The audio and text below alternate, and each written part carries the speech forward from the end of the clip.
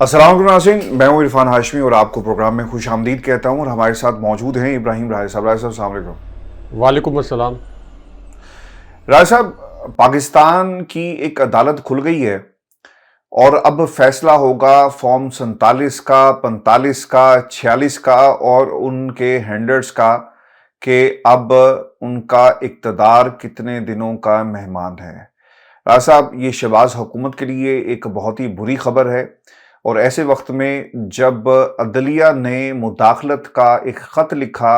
और 5 तौहीन अदालत के नोटिस जारी कर दिए, तो ऐसे वक्त में इस पर नोटिस होना और इस पर कार्रवाई होना, और कार्रवाई भी राय साहब पता है कहाँ हो रही है? इस्लामाबाद हाई कोर्ट में। और जो जज साहब कार्रवाई कर रहे हैं, इलेक्शन ट्राइब्यूनल जिन्हें मुकर्रर किया गया, वो कोई और नहीं बल्कि जस्टिस तारिक महमूद जहांगीरी साहब हैं। राय साहब, जस्टिस तारिक महमूद जहांगीरी साहब के हवाले से हम अपने सुनने वालों को ये बता दें कि ये वही जज हैं जिन्होंने इस्लामाबाद हाई कोर्ट में मुदाखलत, दबाव और जिस तरह से प्रेशर बिल्डअप किया गया, इसके खिलाफ supreme judicial council of Pakistan को खत लिखा और अपने तहफ़्फ़ुज़ात से आगाह किया और फिर तौहीन अदालत की नोटिस जो हैं वो जारी किए जाते हैं। राय साहब, ये वही जज हैं जिन्होंने अपने कमरा अदालत से हसास इदारे के लोगों को निकाला, उन पर पाबंदी लगाई गई, और फिर ये वही जज हैं जिन्होंने जो एक कन्वेंशन में खिताब करते हुए कहा था, बहुत ही तारीखी जुमला रहा है साहब, कि जज भी कैद हो सकता है। ये हमें जस्टिस तारिक महमूद जहांगीरी साहब ने बताया, और ये कैद हैं अपने घर के अंदर, और वो कहते हैं कि हम तो अपने घरों के अंदर कैद हैं और हम आज़ाद नहीं हैं। साहब, जज ज़मीर की अदालत में तो कैद हो सकता है, लेकिन अपने घरों में कैद होना, ये पहला वाकया और पहली दफ़ा किसी जज ने बरमला अवाम के सामने ये बात कही है। और अब ये जस्टिस तारिक महमूद जहांगीरी साहब ही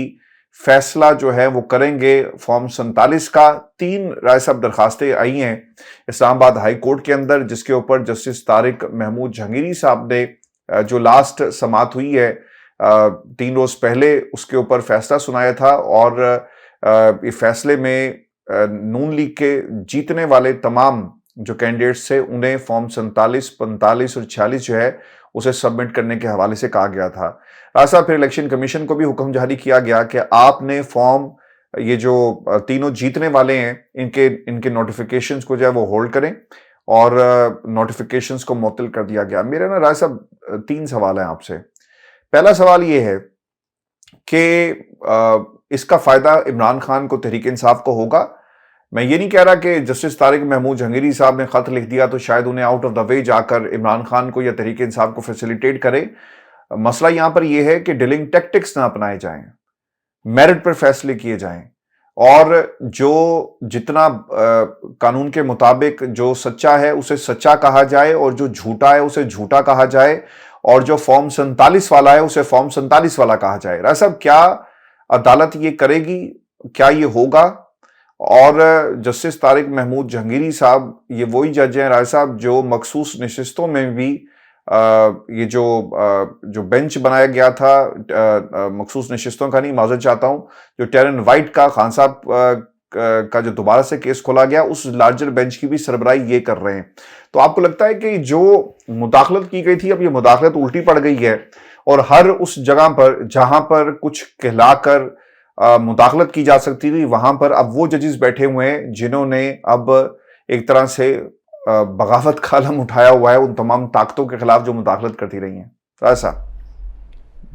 देखें हाशमी साहब, एक तो जो तीनों नशिस्तें पीटीआई को वापस मिलने के मुतल्लिक फैसला और इसके मुतल्लिक जो समाअत है, इससे चंद घंटे पहले एक बहुत बड़ी हैपनिंग हो गई है, जिसकी वजह से ये फैसला यकीनी हो गया, क्योंकि एक आज़ाद बहुत बड़े इदारे ने इस्लामाबाद में कौमी असम्बली की तीनों नशिस्तों का ऑडिट कर दिया है, और इस ऑडिट रिपोर्ट में क्या 3 इंकशाफात किए गए। ये तीनों इंकशाफात मैं अपने व्यूअर्स को मुख्तसरन बता देता हूँ। ये तीनों नशिस्तें 2018 के इलेक्शन में भी पीटीआई ने जीती थी। इस्लामाबाद में कौमी असम्बली की कुल मिलाकर 3 ही नशिस्तें थी। पहले भी असद उमर साहब भी यहाँ से जीतने वालों में शामिल थे 2018 के इलेक्शन में, और शाहिद खाकान अब्बासी एक नशिस्त मरी में सदाकत अब्बासी से हार गए थे, यानी मरी काउटा और कोटली सतिया के हलकों पर मुश्तमिल जो एक नशिस्त थी, इलाकों पर मुश्तमिल, और एक इलेक्शन उन्होंने इस्लामाबाद से लड़ा था, वो भी हार गए थे। तीनों नशिस्तों पर क्लीन स्वीप था। अब इस मरतबा फिर यानी 2024 के इलेक्शन में भी पीटीआई ने क्लीन स्वीप किया, लेकिन ये तीनों नशिस्तें आधी रात को जो ऑपरेशन किया गया, इस ऑपरेशन के नतीजे में पीटीआई को हरवा दी गई। लेकिन अब जब इन इलेक्शन पटिशन्स की समाअत होनी है तो इससे चंद घंटे पहले जो एक मुस्तनद मुसद्दका ऑडिट रिपोर्ट आई है, इसके 3 नुकात ये साबित करने के लिए काफ़ी हैं कि ये एक नाकाम, फ्रॉड और शर्मनाक रियासत है। और ये 3 नुकात क्या हैं, ये क्विकली अपने व्यूअर्स को बताते हैं। इस ऑडिट रिपोर्ट के पहले नुक्ते में हाशमी साहब ये बताया गया, और ये फिगर अपने व्यूअर से कहेंगे जरा गौर से सुनना है और इसको नोट डाउन भी कर लें ताकि उनको कैलकुलेशन में आसानी हो। पहले नुक्ते में यह बताया गया कि पीटीआई के जो हमायत याफ्ता आज़ाद उम्मीदवार थे आमिर मसूद, इन्होंने 75,608 वोट हासिल किए, 75,608 वोट इन्होंने हासिल किए। और नून लीग के यहां से जो उम्मीदवार थे अंजुम वकील खान, इन्होंने वोट हासिल किए सिर्फ 38,607, यानी ये तकरीबन आप कह लें कि 37,000 वोटों की बर्तरी से आमिर मसूद जो पीटीआई के आज़ाद उम्मीदवार थे, उन्होंने ये नशिस्त जीती। अंजुम वकील खान के मुतल्लिक मुख्तसरन मैं ये भी बता दूं कि सुप्रीम कोर्ट में जो सबसे बड़ा एक मेगा करप्शन स्कैंडल था पुलिस फाउंडेशन का, वो सुप्रीम कोर्ट में इनके खिलाफ चला था। इस्लामाबाद में इनकी एक बहुत बड़ी प्रॉपर्टी भी है खुदादाद हाइट्स के नाम से, और इनके ऊपर करप्शन के इतने इल्जामात हैं कि सुप्रीम कोर्ट ने इनको महाकरप्ट करार दिया था। इनको तो इलेक्शन लड़ने की इजाज़त नहीं होनी चाहिए थी। तो इनको वोट मिले 38,607, लेकिन इलेक्शन कमीशन ने जो जाली form 47 chief election commissioner Sikandar Sultan Raja ने इस्टेब्लिशमेंट और शरीफ खानदान की बी टीम बनकर जो जाली फॉर्म 47 अपलोड किए, इसमें अंजुम वकील खान के वोट 38,000 से बढ़ाकर 81,959 कर दिए, 81,959 कर दिए, 43,000 वोट उनके बढ़ा दिए गए। अब ये जो ऑडिट रिपोर्ट है, इसके दूसरे नुक्ते में यह बताया गया कि पीटीआई के जो दूसरे उम्मीदवार थे, यानी कौमी असम्बली का जो दूसरा हल्का है, जहां से पीटीआई के आज़ाद उम्मीदवार शुएब शाहीन साहब, जो कि इमरान खान साहब के वकील भी रहे हैं, ये इलेक्शन लड़ रहे थे। इन्होंने असल में वोट हासिल किए 1,01,061,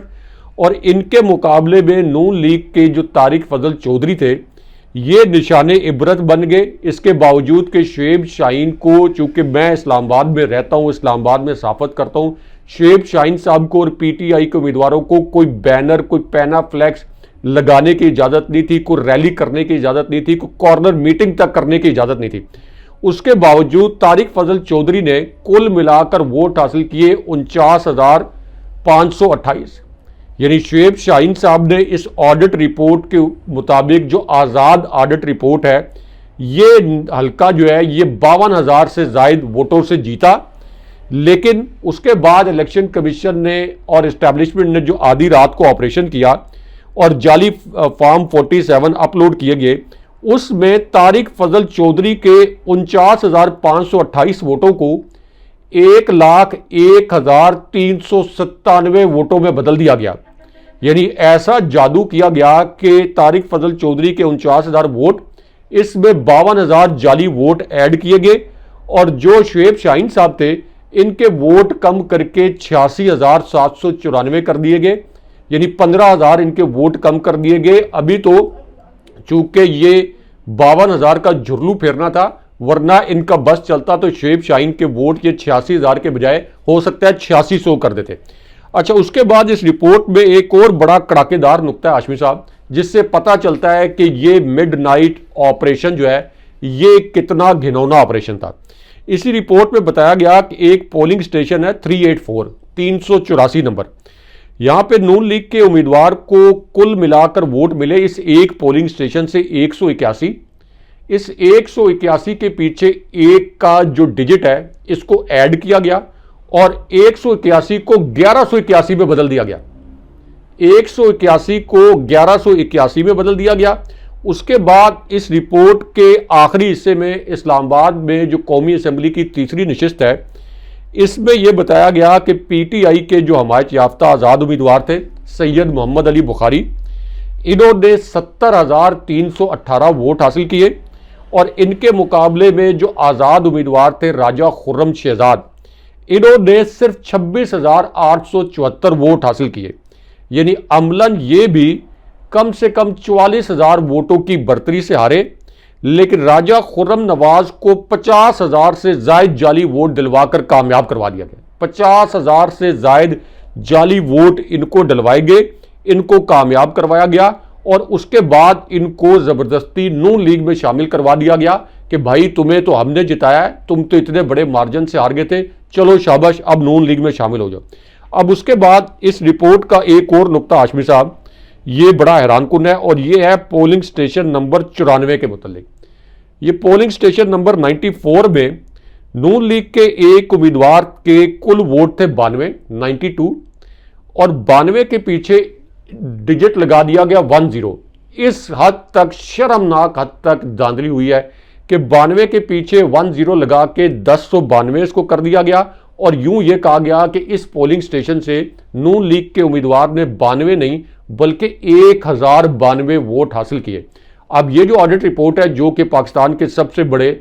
मोतबर अंग्रेजी अखबार डॉन अखबार ने शाया भी किया है, इसको आज मैंने पढ़ा भी जब ये रिपोर्ट शाया हुई, तो ये जस्टिस जहांगीरी ने जब इलेक्शन पटिशन्स की समाअत करनी है उससे चंद घंटे पहले ये रिपोर्ट सामने आई है। जस्टिस जहांगीरी ने अगर कोई दबाव ना लिया, जिस तरह की अदलिया के जज साहिबान को इस वक्त नाकाबिले यकीन नोयत के दबाव का सामना है, तो ये तो एक ओपन एंड शट केस बन गया इस्लामाबाद की नशिस्तों का भी, और इसके साथ साथ जो बाकी पीटीआई की नशिस्तों पर जाली फार्म 47 के जरिए डाका डाला गया है, ये तमाम फार्म 47 खुल जाएं तो मैं आपको 100% यकीन से कह रहा हूं कि पीटीआई की असल नशिस्तें 183 से 85 के दरमियान हैं। फॉर्म 45 के मुताबिक नून लीग की असल नशिस्तें 17 हैं और अगर इमरान खान साहब को कैंपेन करने दी जाती, इमरान खान साहब जेल में भी होते, पीटीआई को कैंपेन करने दी जाती, जलसे जुलूस और कॉर्नर मीटिंग्स करने दी जाती, तो फिर नून लीग की कुल मिलाकर 2 नशिस्तें होती, कुल मिलाकर 2 नशिस्तें, और इमरान खान साहब की नशिस्तें उस सूरत में 240 से जायद होती अगर पीटीआई को लेवल प्लेइंग फील्ड मिलता। तो इस किस्म के ऑपरेशन किए गए हैं, इसलिए जस्टिस जहांगीरी साहब जो कि डटे हुए हैं इस वक्त इस्टेब्लिशमेंट की अदालत में मुदाखलत के खिलाफ, उनके लिए ये एक ओपन एंड शट केस है। इसी वजह से मैं देख रहा हूं कि नून लीग के लोगों ने जस्टिस जहांगीरी के खिलाफ अब से सोशल मीडिया पर एक कैंपेन चला दी। अच्छा राज साहब, ये जो रिपोर्ट जिसका आपने डॉन न्यूज का जिक्र किया, असल में ये सरवर बारी साहब हैं जी, और सरवर बारी साहब पतन तरक्याती तंजीम जो पतन डेवलपमेंट ऑर्गेनाइजेशन है उसके रूहे रवां हैं, और इनके हवाले से भी एक ब्रेकिंग न्यूज़ है, वो मैं एक तो मेरे पास है, दूसरी मैं चाहूँगा कि आप बताएं कि वो क्या है। राज साहब, आपको याद होगा कि IMF को जब खान साहब ने ख़त लिखा था और जब राब्ते हो रहे थे तो एक चीज़ बड़ी इंपॉर्टेंट थी। खान साहब क्योंकि फ्री एंड फेयर निज़ाम के ऊपर बिलीव करते हैं और वो शख्स जो पर्चियों पर बात नहीं करता बल्कि दिल से बात करता है, और उसकी बात जो है वो लोगों के दिलों में इसलिए उतरती है, अगर पर्ची से लिखी हुई बात पढ़ी जाएगी तो वो लोगों के दिलों में नहीं उतरेगी। मैंने कहा लगे हाथों हम जवाब नवाज शरीफ साहब को भी दे दें, क्योंकि वो कहते हैं कि अवाम क्यों नहीं बाहर निकली, वो इसलिए नहीं निकली क्योंकि वो पर्चियों से इमरान खान बात नहीं करता और ना वो खुद पर्ची पर आया बल्कि अवाम उसे लेकर आई और अवाम की मकबूलियत है। राय साहब, जो रिपोर्ट ऑडिट खान साहब ने IMF को कहा कि आप करवाएं, और ऐसी हुकूमत जिसका पाकिस्तान के अंदर मैंडेट नहीं है, कर्ज पर अगर उस हुकूमत को चलाया गया और कर्जा दिया गया, ये मुल्क के लिए बेहतर नहीं होगा। खान साहब की बात बड़ी जेन्युइन थी और उन्होंने क्या किया राय साहब, 30% ऑडिट करवाने के लिए पतन की जो तंजीम तरक्याती तंजीम है इससे के हवाले से कहा था कि आप इनसे ऑडिट करवाएं और पता लग जाएगा कि पाकिस्तान में जो इलेक्शन है उसमें किस हद तक जो है वो धांधली हुई। तो सरवर बारी साहब की रिपोर्ट आई और उन्होंने एक तरह से ऑडिट किया है इन 3 हलकों का, और इसके अलावा भी पता चला है कि वो मजीद हलकों के हवाले से भी ऑर्डर करने जा रहे हैं और एक तरह से राय साहब ये फॉर्म 47 का कब्रिस्तान साबित होगा ये इलेक्शन। और फॉर्म 45 में जो पोलिंग स्टेशंस हैं जो गिने गए, पता ये चला है कि कुछ ऐसे पोलिंग स्टेशंस हैं जहां पर नताइज को पहले से तैयार किया गया और जब फॉर्म 45 जो दोनों फ्रीकेंस से जब फॉर्म 45 मांगे गए और जो इलेक्शन कमीशन ऑफ पाकिस्तान की वेबसाइट पर जो अपलोड किए गए, राय साहब इनमें मशरिक और मगरिब जितना जो है वो फर्क है। और बहुत सारे फॉर्म 45 ऐसे थे जिनके ऊपर राइटिंग ओवर राइटिंग आपको मिलेगी, जिससे आपने भी बताया कि 100 को 1100 बना दिया गया। तो सरवर बारी साहब ने ये काम किया रहा है साहब। देखिए आशमीर साहब, इसमें एक और भी बड़ी ब्रेकिंग न्यूज़ है। सरवर बारी साहब फाफिद में बड़ा फाल किरदार अदा कर चुके हैं। इन्होंने सलमान अकरम राजा और ओन चौधरी का जो हल्का है, जहां पर ओन चौधरी को ज़बरदस्ती जितवा कर रियासत ने पूरी दुनिया में अपना मजाक बनवा लिया कि वो पंजाब जहां पे नून लीग अपनी नशिस्तें नहीं जीत सकी, नून लीग समहाउ उसका सियासी कदकाठ ओन चौधरी से तो बड़ा ही है ना। तो जब वो अपनी नशिस्तें नहीं जीत सके तो ओन चौधरी 1,50,000 से ज्यादा वोट कैसे हासिल कर सकते थे? उनको किसने वोट डालना था? नून लीग के लोगों ने तो वोट नहीं डालना था। नून लीग के जो वर्कर्स या सपोर्टर्स थे उन्होंने नवाज शरीफ, मरियम नवाज और हमजा शहबाज को वोट नहीं डाला, तो तीसरी जगह ओन चौधरी को जाकर वोट डालना था। तो इस हल्के का भी इन्होंने फॉर्म 45 का ऑडिट करवाया और उसमें उन्होंने कहा कि सलमान अकरम राजा को कम से कम 60,000 जाली वोटों के जरिए हरवाया गया, 60,000 जाली वोटों के जरिए। उसके बाद जो आपका ज़िमनी इलेक्शन हुआ है, एक तो ये मुल्तान का ज़िमनी इलेक्शन जिसमें पीटीआई ने ये कहा कि बहुत बड़ा धांधला हुआ और आरओ के ऑफिस में नहीं जाने दिया गया पीटीआई के बैरिस्टर तैमूर मलिक को। इससे पहले जो ज़िमनी इलेक्शन हुआ है 21 अप्रैल को, इसके मुतल्लिक सरवर बारी साहब ने ये ब्रेकिंग न्यूज़ दी जब ये पता चला कि इस मरतबा फॉर्म 45 इलेक्शन का अमल शुरू होने से पहले दस्तखत करा लिए गए थे, ताकि ये फॉर्म 45 का जब पहले ड्रामा बेनकाब हुआ था तो उतनी सुबकी ना हो। और इलेक्शन कमीशन, आपको याद होगा, चीफ इलेक्शन कमिश्नर ने ये स्टेटमेंट भी जारी किया कि हमने ये फॉर्म 45 इलेक्शन शुरू होने से पहले जो दस्तखत किए गए हैं इसका नोटिस ले लिया है। लेकिन क्या उसके बाद आपने सुना कि ये फॉर्म 45 जो पहले से दस्तखत शुदा थे इस पर कोई इलेक्शन कमीशन ने कोई कार्रवाई की? उल्टा जो एक रिपोर्टर थे जिन्होंने ये पूरा स्कैंडल एक्सपोज किया था उनको गिरफ्तार कर लिया गया। तो सरवर बारी साहब ने ये कहा उस वक्त जब ये जाली फॉर्म 45 पहले ही दस्तखत करवा लिए गए थे, उन्होंने कहा कि पाकिस्तान की इस्टेब्लिशमेंट को धांधली करवाने में कोई गोल्ड मेडल से भी ऊपर का अवार्ड मिलना चाहिए, क्योंकि हर इलेक्शन में ये धांधली का कोई नया तरीका ढूंढ लेते हैं। जब इन्होंने देखा कि 8 फरवरी 2024 के इलेक्शन में प्री पोल रिगिंग भी नाकाम हो गई, इलेक्शन डे के ऊपर भी रिगिंग नाकाम हो गई, उसके बाद आधी रात को जो ऑपरेशन किया गया वो इतने बुरे तरीके से किया गया कि वो जो ओवर राइटिंग की गई थी कि 102 वोटों को 1102 वोटें बना दो, वो सारे भी फॉर्म 47 में जाहिर हो गया। तो उन्होंने कहा कि अब इस्टेब्लिशमेंट ने धांधली का एक और नया तरीका दरियाफ्त कर लिया कि फॉर्म 45 इलेक्शन से पहले साइन करवा लो, इसलिए इनको गोल्ड मेडल से भी ऊपर का कोई अवार्ड मिलना चाहिए। अब हाशमी साहब, इसमें अहम तरीन नुकता यह है कि इतना पाकिस्तान में सियासी शऊर इमरान खान साहब ने दे दिया है कि अब इलेक्शन में धांधली मुमकिन नहीं है, धांधली कोई नहीं कर सकता। ये जो कुछ हो रहा है ये बदमाशी हो रही है। यानी ये तो सबको पता है कि इमरान खान साहब ने ये नशिस्तें जीती हैं।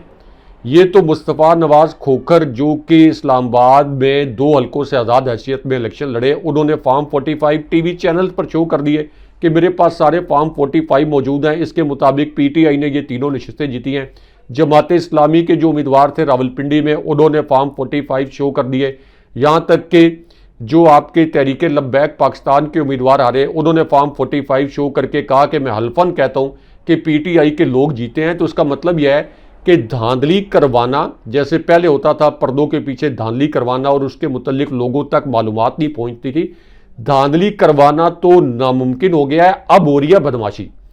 कि ठीक है हम कर रहे हैं, हम पर तनकीद भी हो रही है, जो जिसने करना है वो कर ले, लेकिन इस बात का इदराक नहीं किया जा रहा कि शरीफ ख़ानदान को जो सियासी फ़ायदा हो रहा है उस सियासी फ़ायदे की वजह से इस्टेब्लिशमेंट को कितनी तनकीद का सामना है। फ़ायदा शरीफ ख़ानदान उठा रहा है और तोपों का रुख सारा जो है वो इस वक्त इस्टेब्लिशमेंट की तरफ है। और उल्टा इस वक्त एक स्टेटमेंट भी लॉन्च करवाया गया है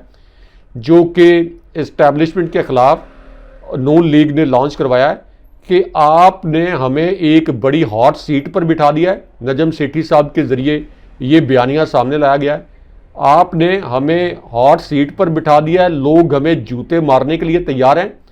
आपने ताकत सारी अपने पास रख ली है, अख्तियारात सारे अपने पास रख लिए हैं, लेकिन जिम्मेदारी हम पर डाल दी है। यानी नून लीग इस्टेब्लिशमेंट को कह रही है कि अख्तियारात तो आपके पास हैं और जिम्मेदारियां आपने हमें डाल दी हैं और अगली मरतबा हमें अवाम ने जूते मारने। हालांकि सियासी तौर पर इस्तारतन अवाम ने उन्हें इस मरतबा भी जूते ही मारे हैं। तो तब भी यही फिगर सामने आया कि असल में इनकी 2 नशिस्तें थी लेवल प्लेइंग फील्ड के नतीजे में, और फॉर्म 47 के मुताबिक फॉर्म 45 के मुताबिक 17 नशिस्तें थी। तो इसलिए अब ये जस्टिस जहांगीरी साहब के पास एक बड़ा सिंपल सा केस है और इसके अंदर किसी किस्म का इबाहम नहीं है, और बाकी फॉर्म 47 वाले केसेस भी खुलने चाहिए। देखें हाशमी साहब, एक तो इस्टेब्लिशमेंट के लिए एक बड़ी मुश्किल खड़ी हो गई है, और वो मुश्किल ये है कि पाकिस्तान में हमेशा इस्टेब्लिशमेंट अदलिया को ज़ेर कर लेती थी। अदलिया ने इमरान खान साहब के ख़िलाफ़ जो फैसले दिए, ये तासुर बना कि इस्टेब्लिशमेंट ने 1 साल तक मुकम्मल तौर पर अदलिया को ज़ेर रखा। ख़ास तौर पर जस्टिस आमिर फ़ारूक साहब की अदालत, जो कि इमरान खान साहब के ख़िलाफ़ फ़ैसले देने वाली फैक्ट्री बनी हुई थी। लेकिन उसके बाद जो अवाम ने, यानी आप ज़रा ये सोचें कि यही जज साहिबान 8 फरवरी 2024 के इलेक्शन से पहले क्यों नहीं बोले। 8 फरवरी 2024 के इलेक्शन से पहले पेशावर हाई कोर्ट के जज साहिबान ने ये अल्फाज क्यों नहीं बोले कि ISI के एहलकार हमें अफ़गानिस्तान के नंबरों से तालिबान का रूप धार कर कॉल करके धमकाते हैं। लाहौर हाई कोर्ट के जज साहिबान अब क्यों खड़े हुए, और एक इंसदादे दहशतगर्दी के जज ने भी जो तहरीक इंसाफ के लोगों को ज़मानतें दी, जिनका बाद में तबादला कर दिया गया, ये तमाम जज साहिबान 8 फरवरी 2024 के इलेक्शन के बाद क्यों डट कर खड़े हो गए। उसकी वजह यह है कि पाकिस्तान में इस्टेब्लिशमेंट जब भी किसी मुंतखब हुकूमत को गिराती है और किसी बड़ी सियासी जमात को कुचलती है,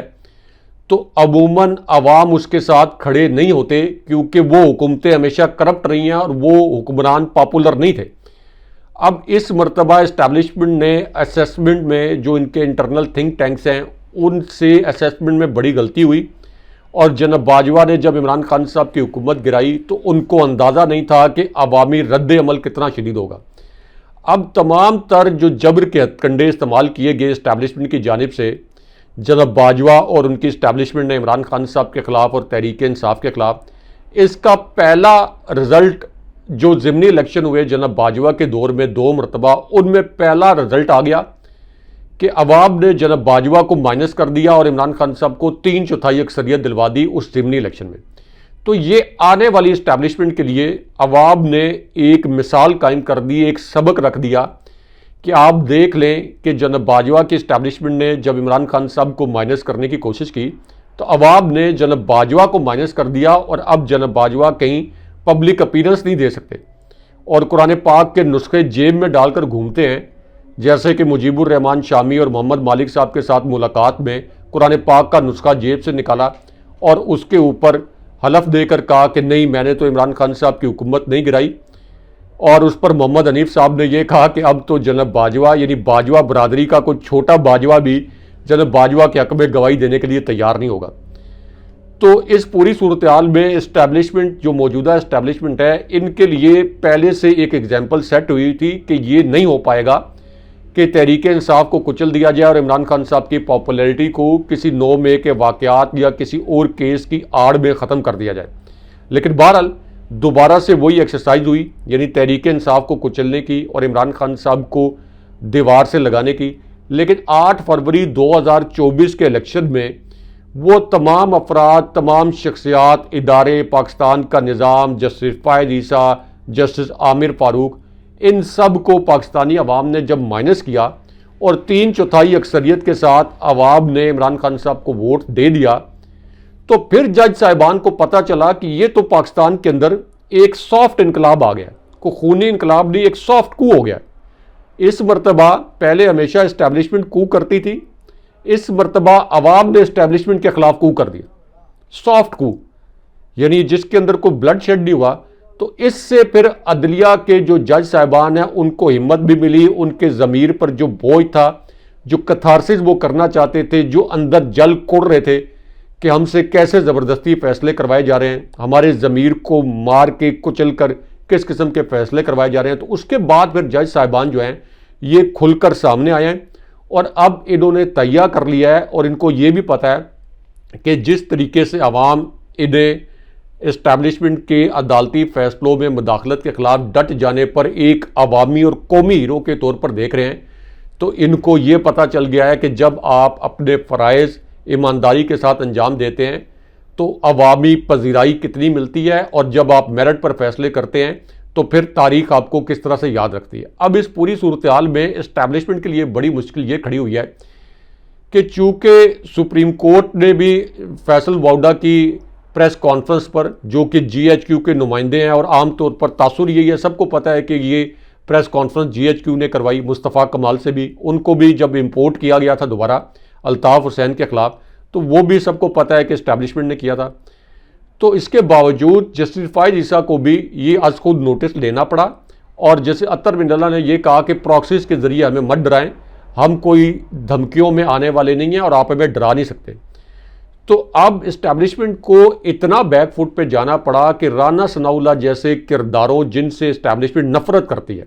मैं आपको बता रहा हूँ कि ये राना सनाउल्लाह और मरियम नवाज़ के जो किरदार हैं, ये फ़ौज के अंदर इनके मुतल्लिक बड़ा मनफी सेंटिमेंट है, क्योंकि इन्होंने हमेशा फ़ौज के खिलाफ साजिशें की हैं, ख़ासतौर पर मरियम नवाज़ ने, जो कि हमेशा फ़ौज के खिलाफ इन्होंने ये कहा कि आज़ाद कश्मीर में बगावत के नारे लग गए जब ये आज़ाद कश्मीर में इलेक्शन आ रही।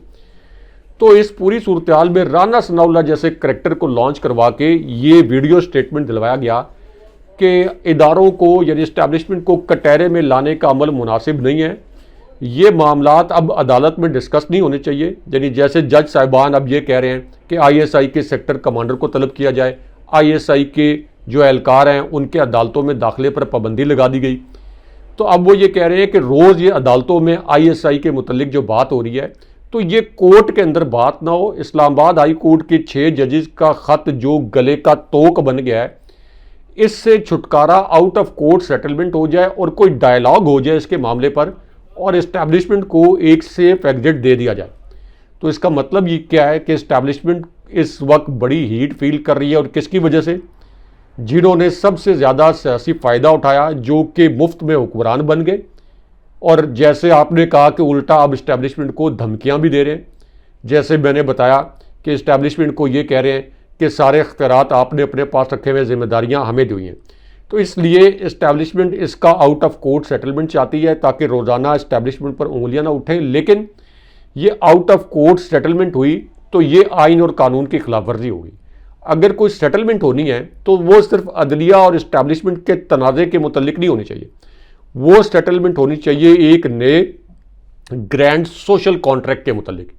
एक नया ग्रैंड सोशल कॉन्ट्रैक्ट जिसमें इस्टेब्लिशमेंट का कोई किरदार ना हो और इस्टेब्लिशमेंट बस ये कहकर पीछे हट जाए कि आज के बाद हमारा सियासत में कोई असर रसूख नहीं होगा, कोई मुदाखलत नहीं होगी। इमरान खान साहब के मैंडेट का मदावा कैसे करना है, इसके लिए कुछ TORs तय कर लिए जाएँ, या अगर शरीफ ख़ानदान और जरदारी ख़ानदान हटदर्मी का मुजाहरा करता है और ये कहता है कि इमरान खान साहब को मैंडेट वापस करके उनको हुकूमत नहीं देनी, तो अगले फ्री एंड फेयर इलेक्शन के ऊपर एक कंसेंसस बना लिया जाए कि अब अगला इलेक्शन जो है ये फ्री एंड फेयर होगा और इसके अंदर इस्टेब्लिशमेंट की कोई मुदाखलत नहीं होगी। लेकिन ये शरीफ ख़ानदान को इसलिए सूट नहीं करता। ये बात तो मेरिट पर है, मुल्क को आगे ले जाने के लिए ये एक सॉलिड तजवीज़ हो सकती है, लेकिन उनको इसलिए नहीं सूट करता कि इस्टेब्लिशमेंट ने ज़मीन आसमान एक कर दिया शरीफ ख़ानदान को इलेक्शन जितवाने के लिए। उसके बावजूद ये इतने नाअहल और इतने नालायक निकले। बाय द वे, मुझे तो लगता है कि इस्टेब्लिशमेंट के ये जो अफसरान हैं ये नून लीग वालों को कान भी पकड़वाते होंगे कि तुम कितने नायल और नालायक निकले कि हमें तुम्हारे लिए इतनी मेहनत करनी पड़ी ये इलेक्शन मैनेज करने के लिए। तो जब इस्टेब्लिशमेंट का हाथ भी इनके पीछे नहीं होगा तो ये तो यूनियन काउंसिल की कोई नशिस्त नहीं जी सकते। नवाज शरीफ के मुतल्लिक आप मुझसे लिखवा लें कि ये आज़ाद फ्री एंड फेयर इलेक्शन इस वक्त हो तो नवाज शरीफ यूनियन काउंसिल का इलेक्शन पीटीआई का कोई अननोन सा बंदा वहाँ से खड़ा हो जाए तो ये यूनियन काउंसिल का इलेक्शन नहीं जी सकते। तो इसलिए इस्टेब्लिशमेंट को अगर इस मुश्किल सूरत हाल से निकलना है तो उसका यही हल है कि एक ग्रैंड सोशल कॉन्ट्रैक्ट के लिए ग्रैंड डायलॉग टाइप एक जो इनिशिएटिव लिया जाए और उसके बाद इस्टेब्लिशमेंट जो है वो एक सेफ एग्जिट उसको दिया जाए ताकि वो अपनी जो प्रोफेशनल जिम्मेदारियां हैं, जैसे हमारे जवान और अफसरान शहीद हो रहे हैं दहशतगर्दी के खिलाफ जंग में और बड़ा हॉस्टाइल बॉर्डर है हमारा इंडिया के साथ भी, तो वो वापस अपनी प्राइमरी जिम्मेदारियों की जानिब चले जाएं और ये मुल्क जो है ये जमहूरियत की तरफ वापस आए और यहाँ कोई इकॉनमी और मैशत के हालात बेहतर हों।